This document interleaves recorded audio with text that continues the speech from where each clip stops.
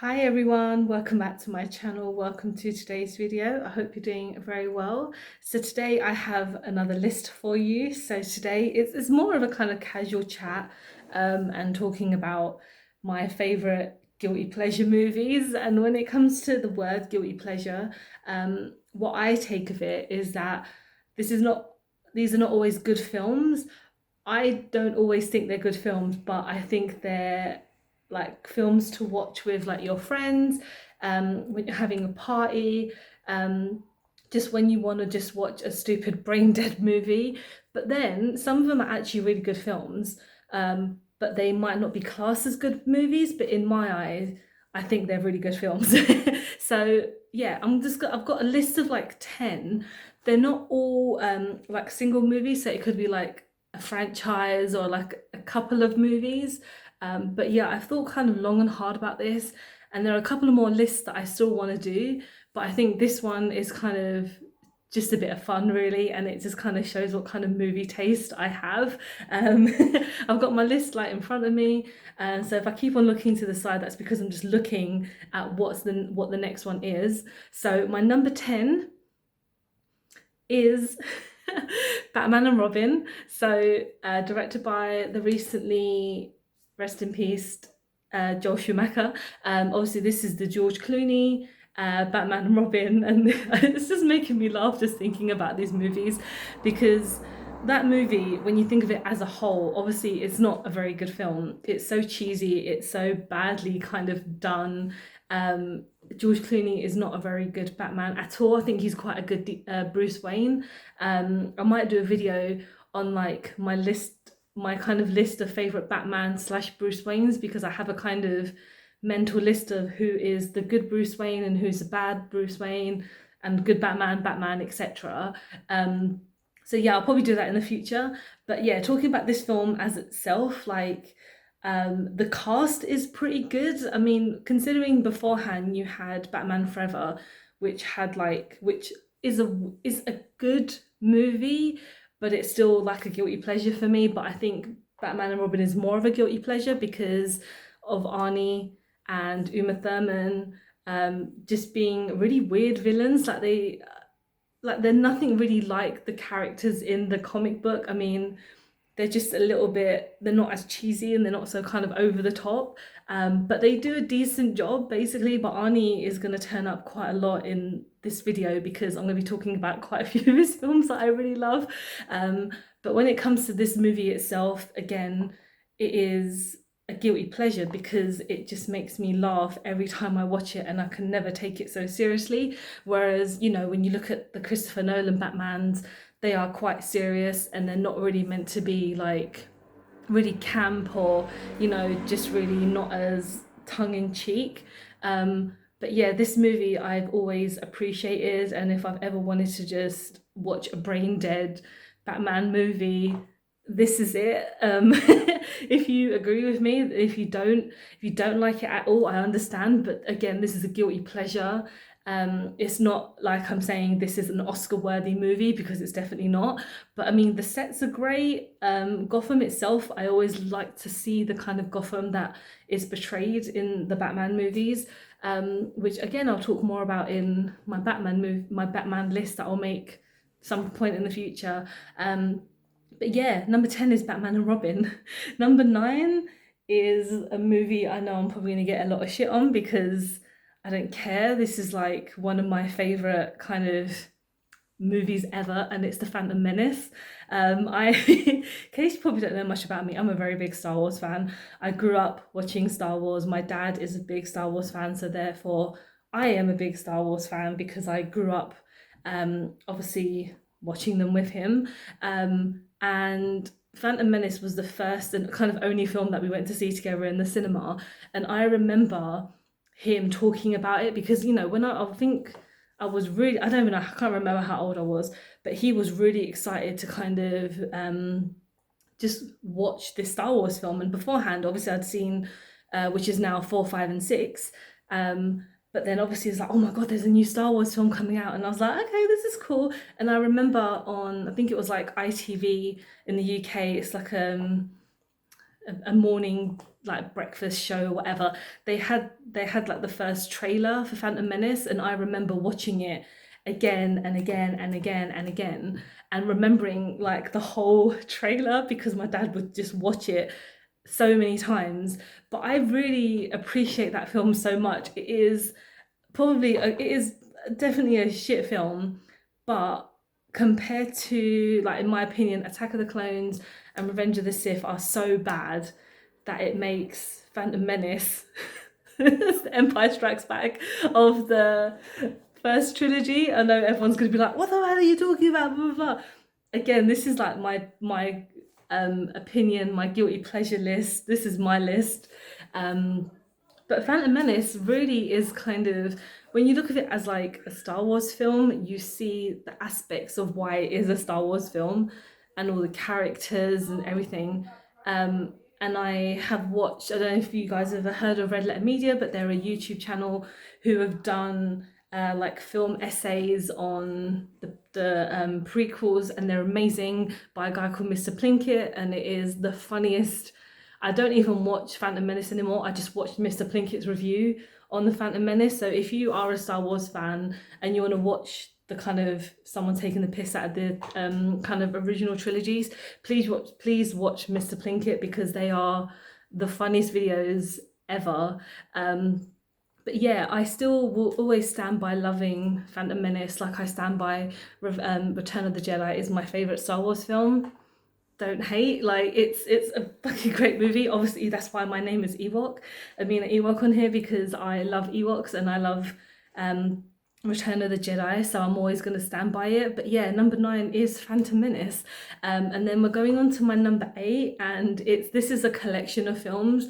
So this is not, I mean, this is by one director, and these are Neil Breen movies. And if you've never heard of Neil Breen, you are missing out, because this man is a genius. He writes, directs, produces all his own movies. He's like a Tommy Wiseau, but he's made more movies than Tommy has. And he is a bit more kind of special in the aspect of, like, this guy loves himself. Like, he thinks he is like a savior, he is a god. Like, in all his movies he plays the main character, and he is always kind of portrayed as this kind of Jesus aspect, like this Jesus kind of character and savior. And he's a hacker, he hacks into Las Vegas and he hacks into the world, and he's an alien and this and that. But one of the movies that I've kind of, one of the only films I've ever seen is I think it's Fateful Findings. Yeah, my husband bought it for me as a birthday gift, which was one of the most amazing gifts I was ever given, because I've been wanting to see that film for so long. Again, there's a YouTube channel called Your Movie Sucks, so YMS. He did like a whole review on Neil Breen movies, and Red Letter Media also did a review of Double Down, which was like the first film that Neil Breen ever directed. And it is just one of the funniest kind of reviews ever. Like, every time I watch it, I just cry with laughter, because his movies are so bad. They're badly done. All the actors are so bad. But these movies are, I mean, we don't know if he's self-aware. That's the problem. Like, he is always using like very similar props in all his movies. Like, there's this massive skull that you see in like every film. And again, he is the main character, and he is the savior complex, which is the funniest thing ever. But yeah, check out his movies, like any of his films. Like I think the recent one he done was Twisted Pair, where he plays twins. So he plays two people. I haven't seen this one, but it's just so funny because I've seen clips of it and I've seen reviews of it, and like the special effects that he makes and everything. And he has this box set out. I don't know if it's not even a box set, it's like 2 DVDs of, it's like a perspective of how he makes his movie. So it's kind of like film class, but it's not him talking about how he made his movies. It's just about kind of how he directs and how he does lighting. But I think it's like $200, which I am never going to pay. Like, I would rather just watch someone review it, and I'd be very happy to just deal with that, because he's making enough money. Like like Prince Charles in London, they've shown Twisted Pair a few times, I think, and I definitely want to see it in the future. So when the cinemas reopen, and they have an opportunity to show it, I'm definitely going to go and watch it because it looks like, again, a pile of shit, but that's what I'm after when it comes to guilty pleasure movies. So please check out Neil Breen movies because it's like a ray of sunshine in movies. We are coming on to number 7, and this movie is part of a franchise that I'm not the biggest fan of because I haven't seen them all, but this one is going to be Jason Takes Manhattan. So this is Jason number 8, I believe it is, if I can remember rightly. So I have not watched all of the Friday the 13th movies. I've seen the first one. I've seen Jason X, which is shit. I mean, I'm not that into Friday the 13th as much as I am like Halloween. Like Halloween is my favourite horror film of all time.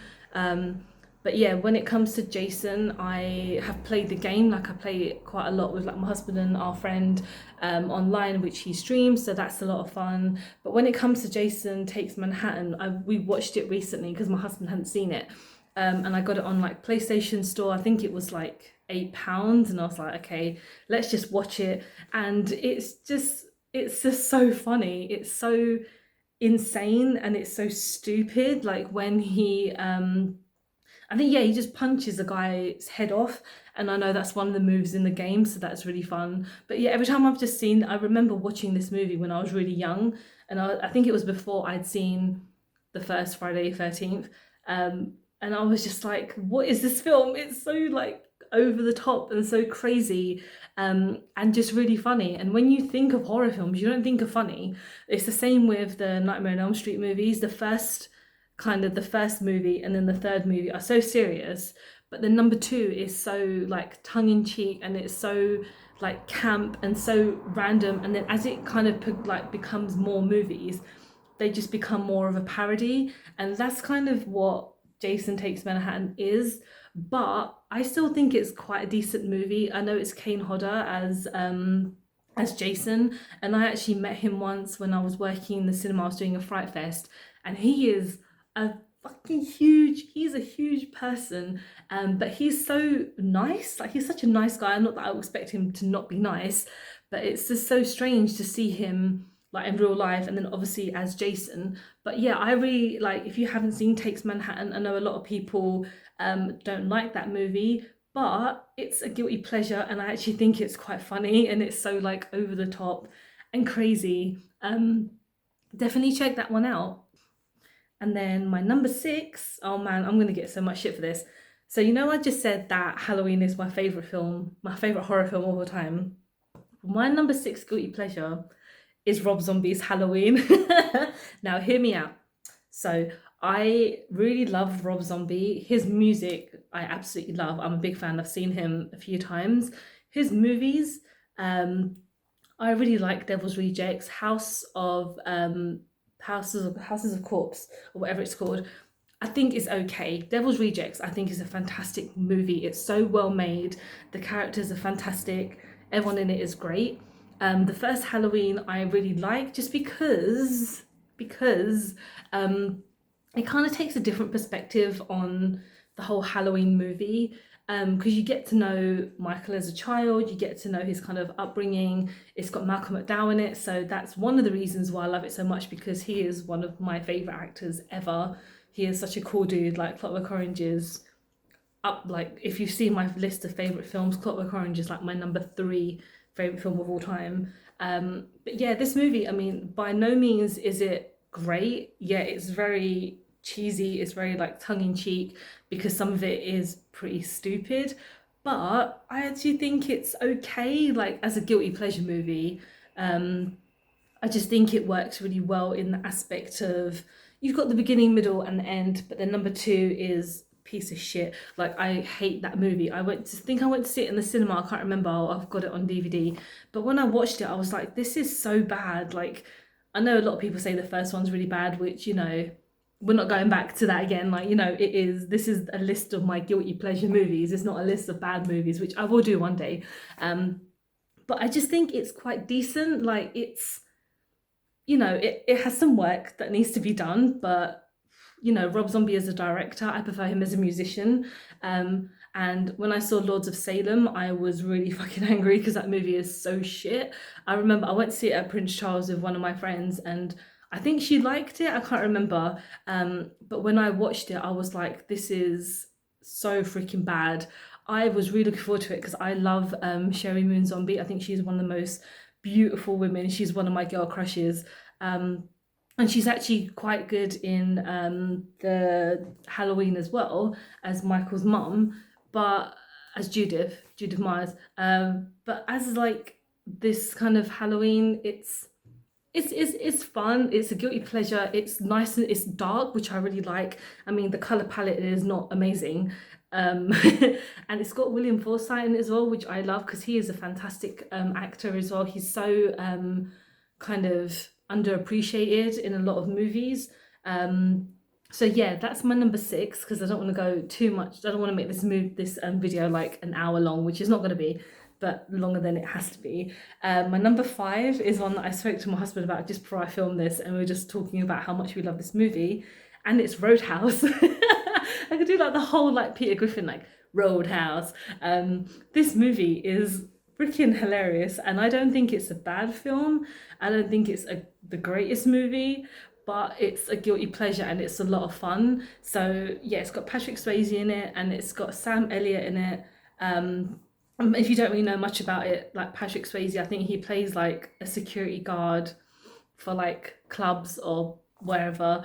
And yeah, it's just kind of dealing with like the whole like gangsters. I can't remember. We watched it. I think we watched it like last year, but I just think it's such a funny film. The way he kind of just, I think he like rips someone's throat out or something. He rips out like the vocal cords or something stupid like that.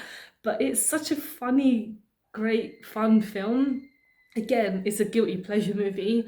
And Patrick Swayze is like the kind of king of like cheesy movies. Like when you think of was it like Red Dawn, and even like Dirty Dancing is so cheesy. I haven't seen that movie in years and I really need to watch it again because it's great.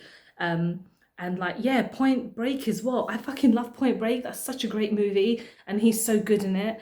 Again, that's quite a cheesy film as well when you think about it, and like Keanu Reeves is great in that. But Roadhouse as a film is great. I mean, it's just fun. It's just lots of fighting and topless Patrick Swayze like punching things and punching people and ripping out throats and all this crazy shit. And it is just great. Like if you've never seen it and you love 80s movies, check out Roadhouse because it's so great.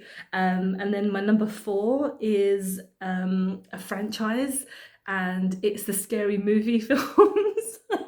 Again, a lot of my friends are gonna be like, what the hell is wrong with you? Like you're not a film fan. I mean, these movies are freaking hilarious. And when I was growing up, I used to, obviously I watch a lot of movies. Like I know a shit ton about films when it comes to just as in like good films, and like for me movies obviously that I've seen. But when it comes to like the scary movies, like the franchise, the ones towards the end were just stupid for the sake of it. But when you think of the first two, I think they're great movies. I think they're really fun. Because obviously the whole point of them is parodying. Is that the word? Yeah. Parody movies. So obviously you've got Scream, and then you've got, I think it's like What Lies Beneath or whatever it's called. Is that, yeah, I think like the one with the haunted house or like Haunting or whatever. But they're just so stupid and they're so funny. And when I talk to one of my friends, I go, "What's that?" It's so funny. And it's just, they're brain dead movies, man. Like you can't take those films seriously at all. But I just think they're fun. I think the third one, I can't remember for the life of me what the rest of them were, but I think number three was maybe Signs or something like that, where I can't, oh my god, why can't I not remember? But yeah, I think I remember more the first two, and I remember seeing the second one with my sister in the cinema, and I think again I was way too young to actually see it in the cinema because it was like I think it was like an 18 or a 15, and I was not that age at that time because when I was younger I was really tall.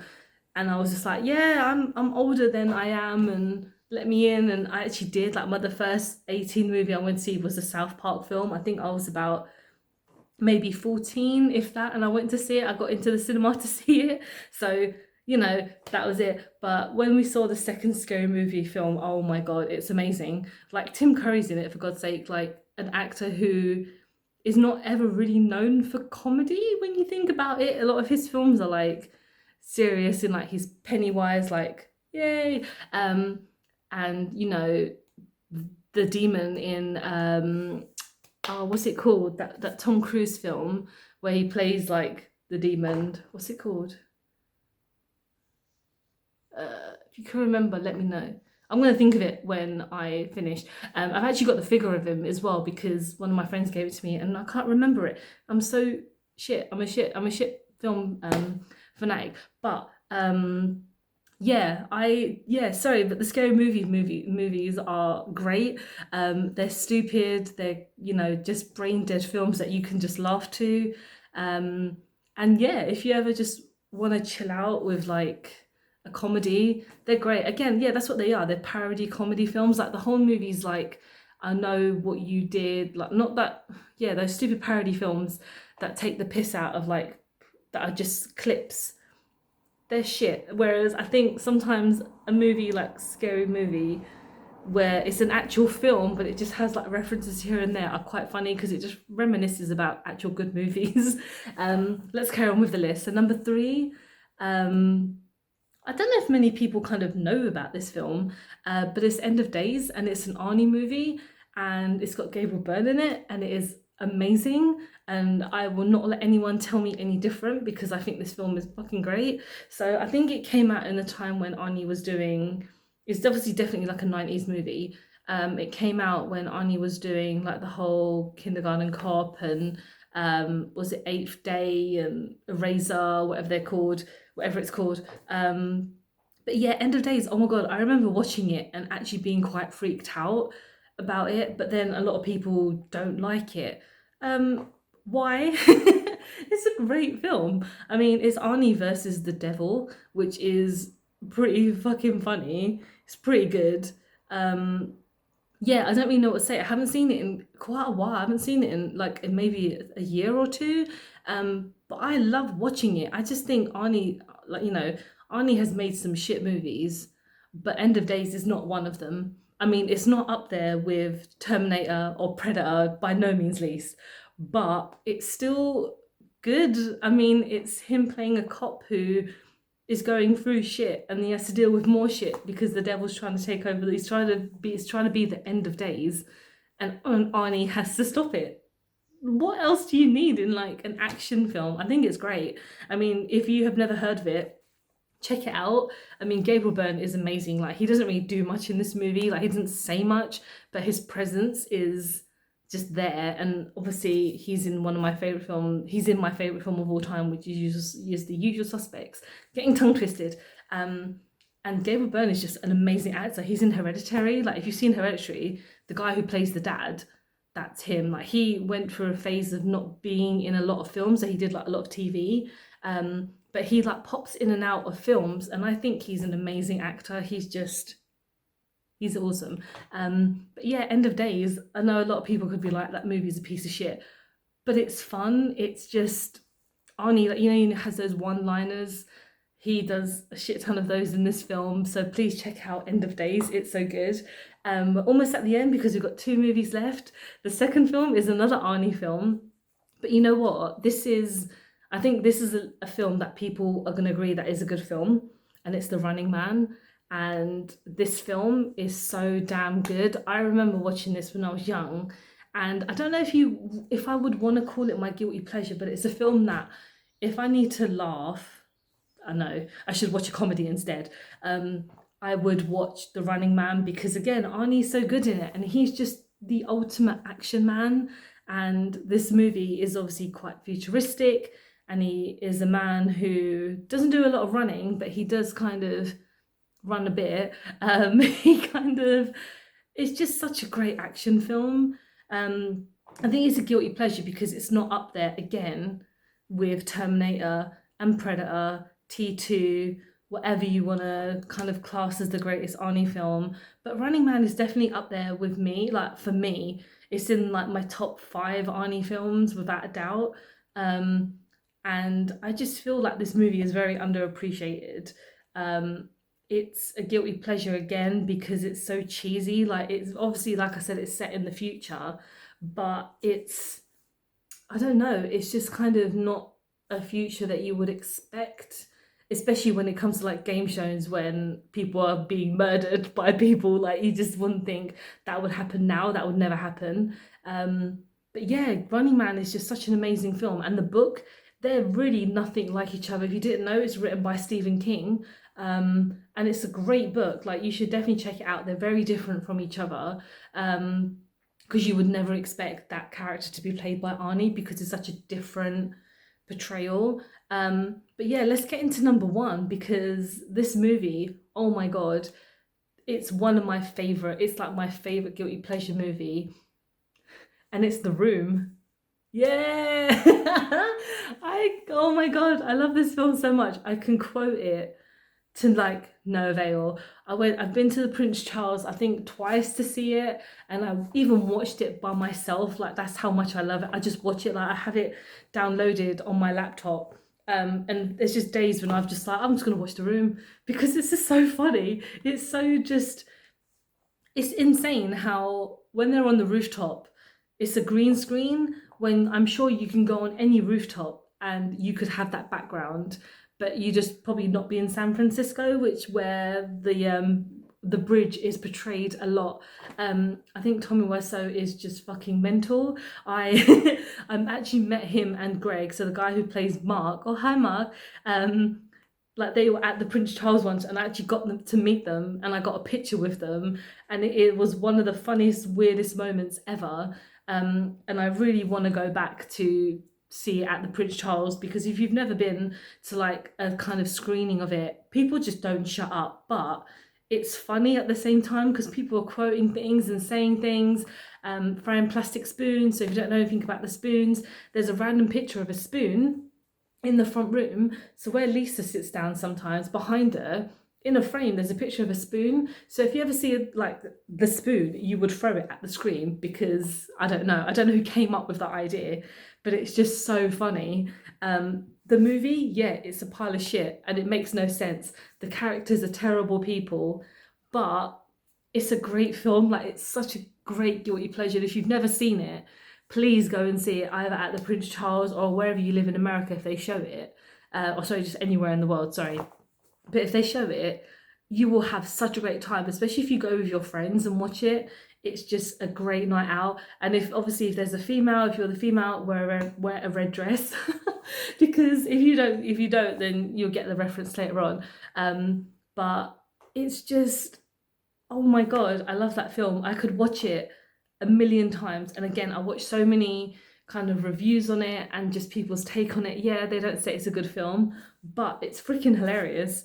I haven't seen the other movies that he made, or like I watched a review on his TV show called The Neighbours, and oh my god, it's so fucking bad. It's terrible. But yeah, I think something like The Room is just special because you're just like, what? Because in the beginning he was like, yeah, this is a romantic movie, blah blah blah, and then he's like, oh no, it's a comedy, when people started like taking the piss out of it. But it's fucking great. But yeah, that is my top 10 guilty pleasure movies. Let me know if any of them were some of your favorite films, any of your guilty pleasure films. Yeah, don't take this list like personally, or like if you think it's a bad movie, that's your opinion obviously, and this is my opinion because it's my video. But yeah, let me know what you guys think in the comments. Don't forget to like and please subscribe if you enjoy my videos.